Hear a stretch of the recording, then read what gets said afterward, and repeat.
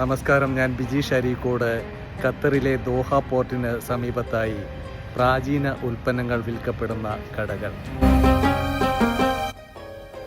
പഴയകാല ഖത്തർ സംസ്കാരത്തിൻ്റെ നേർക്കാഴ്ചകൾ പ്രതിഫലിക്കുന്ന പ്രതിമകൾ.